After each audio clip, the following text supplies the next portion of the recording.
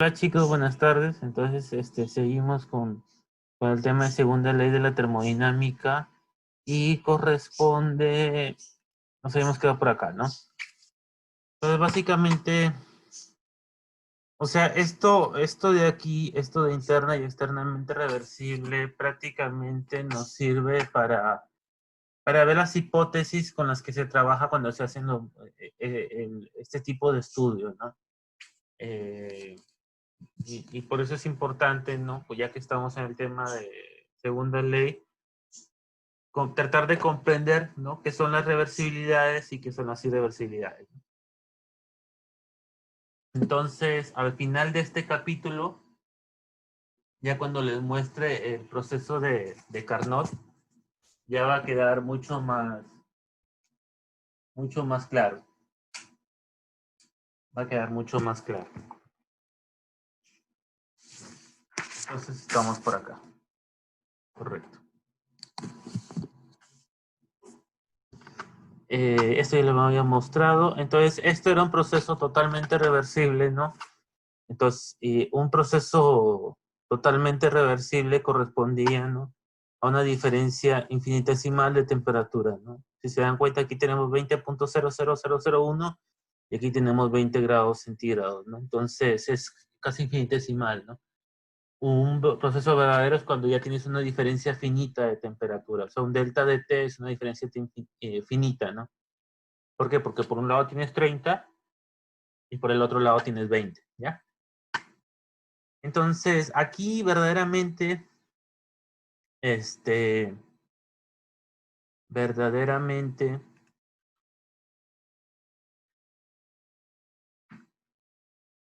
verdaderamente, no vamos a estudiar máquinas térmicas, ¿ya? Nosotros no vamos a estudiar máquinas térmicas, pero sí vamos a ver muy, superficialmente el ciclo de Carnot. Entonces, esto era el ciclo de Carnot que ya se había visto en Física 2,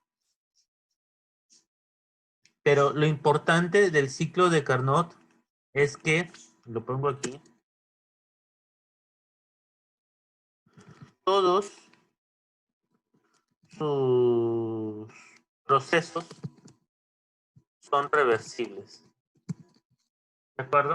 Entonces, en Física 2 no podía hacer yo este hincapié porque verdaderamente no se había mostrado lo que era, no se había indicado lo que era un proceso reversible, pero ahora ya se dieron, digamos, las nociones de proceso reversible y proceso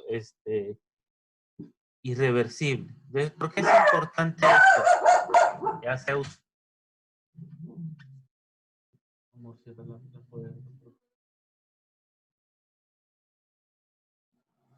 Sí, entonces, todos sus procesos son reversibles. Entonces, ya habíamos dicho que los procesos reversibles eran ideales. Entonces, el ciclo de Carnot es el ciclo más ideal de todos. No sé si me dejo entenderlo. Ya que en F2, por ejemplo, de mi cámara. De mi cámara. O sea, en F2 se había visto, no sé, ciclo de Carnot, Otto, Diesel, ¿no? Ahora, en el ciclo de Carnot, su mismo modelo dice que todos los procesos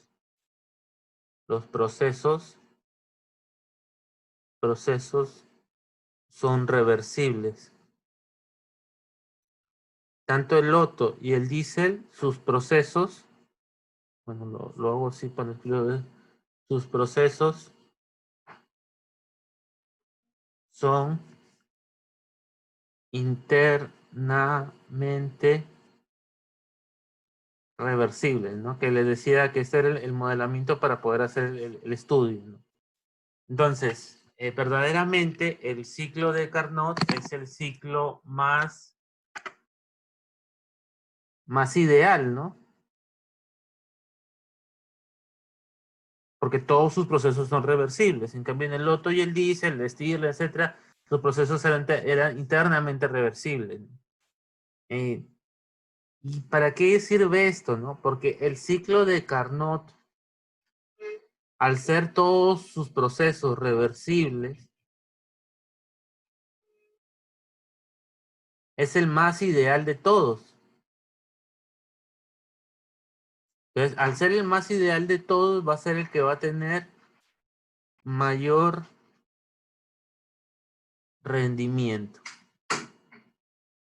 ¿Y para qué sirve eso? Ya habíamos dicho de segunda ley que el rendimiento no puede ser 100%. Esto ya lo habíamos dicho. O sea, que no todo lo que doy lo recibo como energía convertida. Entonces, eso ya lo sabemos. No puede haber 100%. Pero la idea es, ¿qué tanto es lo máximo a lo que yo puedo aspirar? ¿De acuerdo? O sea, un tope al que no voy a llegar, pero podría aspirar, ¿no? Entonces, como les decía, no sé, eh, eh, no sé, un fisioculturista, ¿no? O sea, yo quiero ser fisioculturista, por imaginarse, ¿no? Entonces, pero genéticamente capaz mi genética no me ayuda. Entonces, ¿qué pasa ahí? Lo que pasa es que, pero sin embargo, si entreno, etcétera, etcétera, soy riguroso, puedo llegar a tener, capaz, no el cuerpo de, no sé, de Arnold Schwarzenegger en sus buenas épocas, sino un poco menos, ¿no? Pero yo ya sé cuál es el límite, ¿no? Entonces, digamos, para eso sirve el ciclo de Carnot, porque imagínate, si mi ciclo de Carnot yo calculo un rendimiento de 80%, yo sé que mi límite, o sea, yo a lo máximo que puedo aspirar, anabólico, yo sé que lo máximo que puedo aspirar va a ser el 80%, ¿no? Y aquí le pongo Carnot, ¿de acuerdo? Y así que si yo estoy, por ejemplo, en un 40% actualmente, podría ver qué mejoras, ¿no? ¿Qué mejoras implantar en el proceso, al proceso, para llegar al 80%? Ahora, si estoy haciendo un análisis, etcétera, etcétera, y yo sé que mi rendimiento de Carnot es 90%, y a mí me sale 80%, y a mí me sale 90%, yo directamente me doy cuenta y digo, ah, no, estoy mal, ¿no? Porque mi rendimiento, lo máximo que voy a poder es el rendimiento de Carnot. ¿Por qué? Porque efectivamente Carnot es el que me da el mayor rendimiento. ¿Y por qué me da el mayor rendimiento? Porque todos sus procesos son reversibles. Entonces, ese es un poco el porqué del discurso de ayer, ¿no? Bueno, de la clase pasada, ¿no? Que era un poquito tedioso, ¿no? Pero esa es su razón. Esa es su razón. Entonces, esos son los procesos de Carnot que ya se habían visto en F2 y tampoco quiero entrar tanto en detalle. Teníamos una expansión isotérmica reversible, teníamos una expansión adiabática reversible. Si se dan cuenta, todo dice reversible, ¿no? Expansión isotérmica reversible. De ahí tenemos expansión adiabática reversible. De ahí tenemos compresión isotérmica reversible. Adiabática reversible. Todo reversible. Entonces aquí está todo reversible, ¿no? Reversible, reversible, reversible, reversible. Entonces, vamos a ver esto, ¿no? Esto es un poquito lo que le decía. La eficiencia de una máquina térmica irreversible es siempre menor que la eficiencia de una máquina reversible, que comprende los dos mismos depósitos, ¿no? Entonces, aquí tengo una máquina reversible y aquí tengo una máquina reversible. Entonces, si tengo una máquina reversible, que es lo real, y la voy a comparar con un ideal, definitivamente el rendimiento de la máquina irreversible tiene que ser menor que el de la reversible. Ahora, si yo comparo dos máquinas reversibles, su rendimiento tiene que ser igual. O sea, el reversible me da el tope. Por eso es importante todo lo que les había dicho en la clase anterior, ¿no? Entonces, yo estoy consciente que la clase anterior o sea, al inicio no se entiende mucho, ¿no? Porque dice reversible, irreversible, ¿para qué sirve eso, no? Pero la idea es llegar a este concepto, ¿no? Que la reversibilidad es lo ideal, ¿no? Y la reversibilidad es lo que hace un proceso real. Entonces, hacer un proceso real, su eficiencia va a ser menor. Ahora, ¿qué más? Ahorita ya lo que se quiere ver es la escala termodinámica de temperatura, ya que es una demostración y no es difícil de comprender.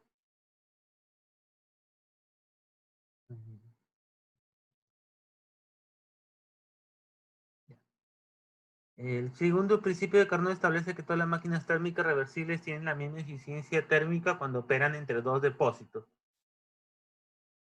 Sí, o sea que si tengo una máquina reversible A y tengo una máquina reversible B, están operando entre los mismos fuentes de temperatura, 1000 y 300, su rendimiento va a ser 70%.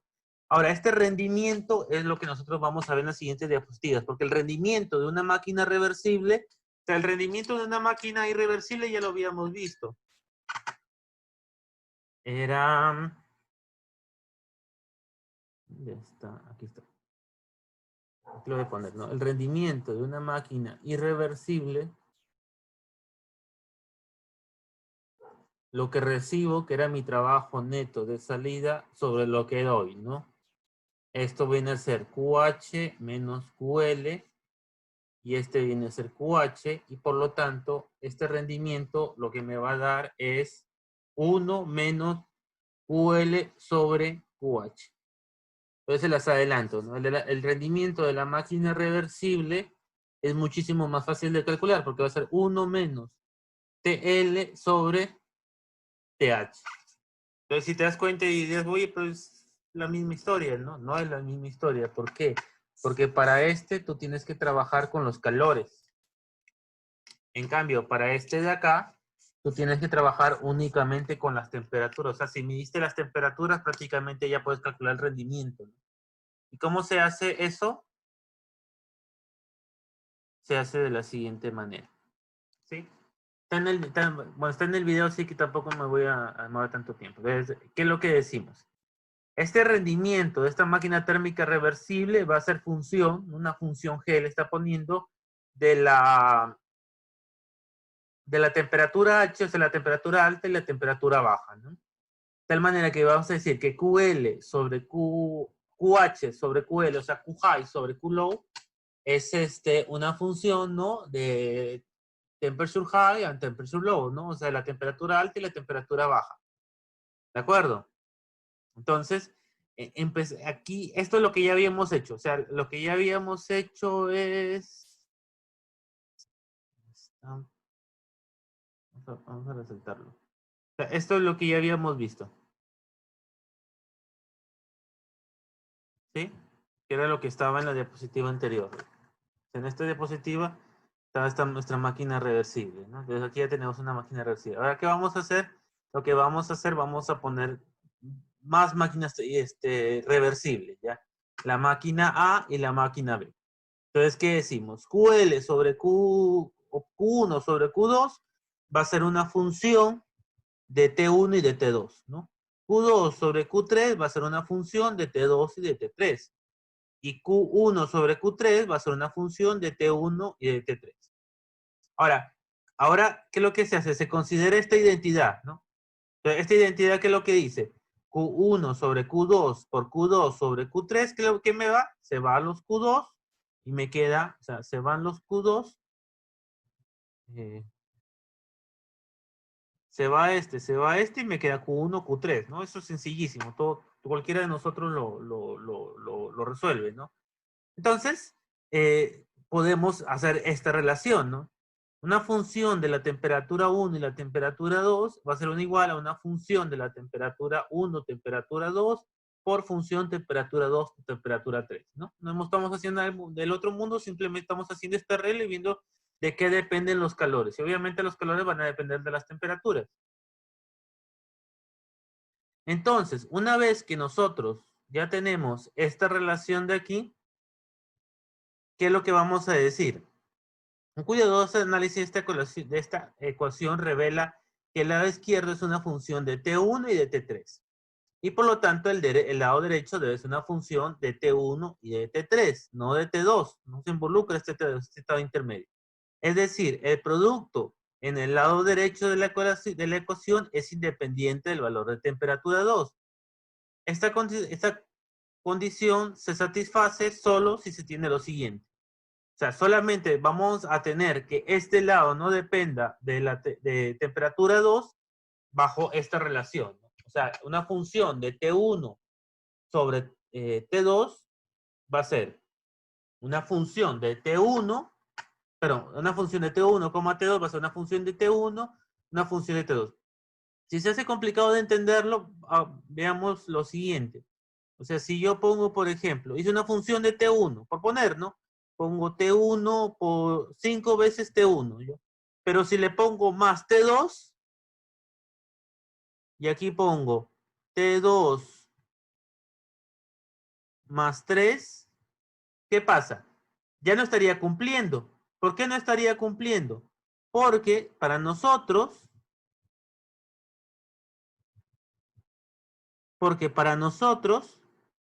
lo que debía ocurrir es que el numerador solamente sea una función de T1. Y en esta función que les he mostrado no es solamente función de T1 porque también está involucrado T2. Entonces, eso es lo que quiere decir, ¿no?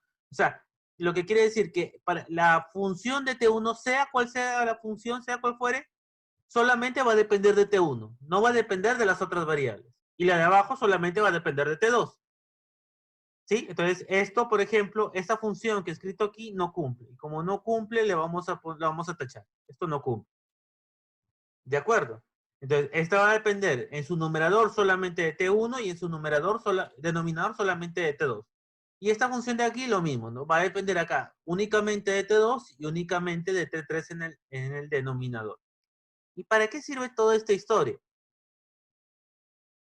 Sirve para decir lo siguiente, solamente en una máquina reversible. En una máquina reversible, si nosotros operamos, nos vamos a dar cuenta que el Q high, ¿no? el calor alto sobre el Q low, que vendría, el Q low, ¿no? que vendría a ser el calor a baja temperatura, va a ser una función en el numerador de la temperatura alta y en el denominador de la temperatura baja, ¿no? Entonces, básicamente, para una máquina reversible, y ojo, solamente máquina reversible, se dice que esta relación de calores es equivalente a una relación de temperaturas. ¿Sí? Y como se demuestra esto, ocurre lo que les había mostrado en del rendimiento, ¿no? El rendimiento que siempre se calcula como calor 1 menos QL menos QH, para una máquina reversible se calcula tan fácil como 1 menos TL sobre TH. O sea, es muchísimo más sencillo de calcular. ¿De acuerdo? ¿Y para qué nos sirve eso? Nos sirve para lo siguiente, para decir que una máquina térmica, si su rendimiento es menor que el de la máquina térmica reversible, o sea, si yo tengo una máquina térmica,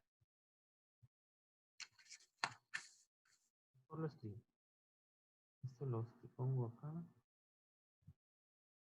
no siempre, acá, y esto lo pongo acá. Vamos a ver. Entonces vamos a ver. Yo digo, ¿sabes qué? Yo tengo una máquina térmica. Tengo una máquina térmica que va a operar, vale el ejemplo, ¿no? 1000. Aquí tengo mi máquina térmica, ¿no?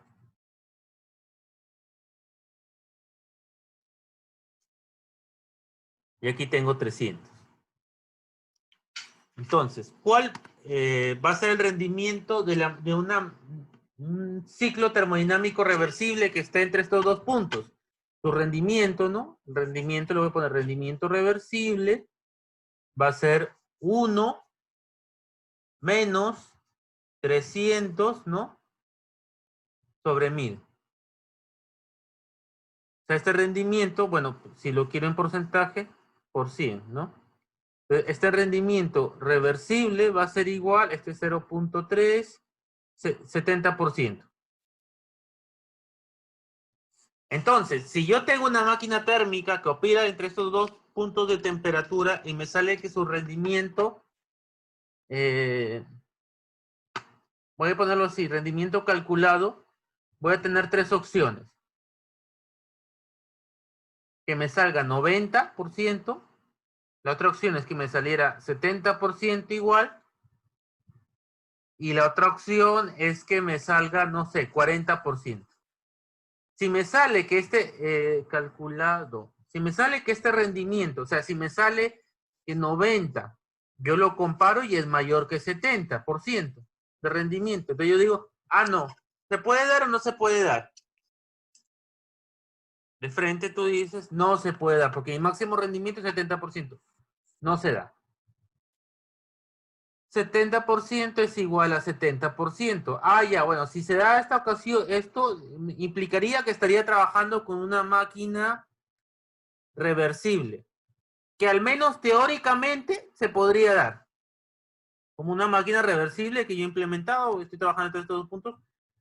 Como teóricamente, realmente no, porque no puedo llegar, porque este es ideal, ¿no? Y bueno, si me sale 40% menor que 70%, ya, al menos sé que mi cálculo tiene sentido, no estoy violando segunda ley, ¿no? Acá estaría violando segunda ley.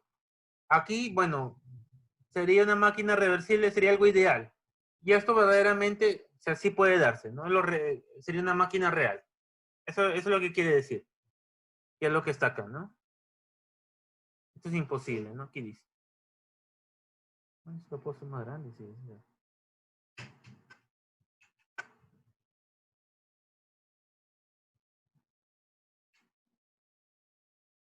Y la calidad de energía. Mientras más alta sea la temperatura, mayor es la calidad de energía. La calidad de energía. ¿Por qué? Porque a mayor temperatura que yo tengo, puedo obtener mayor energía útil, ¿no? ¿Sí? O sea, si tengo una fuente a muchísima temperatura, aquí lo estamos viendo, ¿no? Mi depósito de baja temperatura es 303 Kelvin. Y estoy comparando, digamos, distintas temperaturas high, ¿no? Temperaturas altas, ¿no? Entonces, si nos ponemos a analizar, si yo tengo 925, me sale un rendimiento de 67%.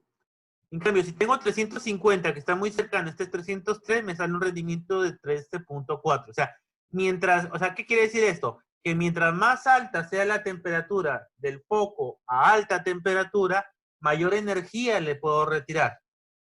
Por lo tanto, podría tener un mayor rendimiento, ¿no? Por eso dice que la energía tiene una mejor calidad.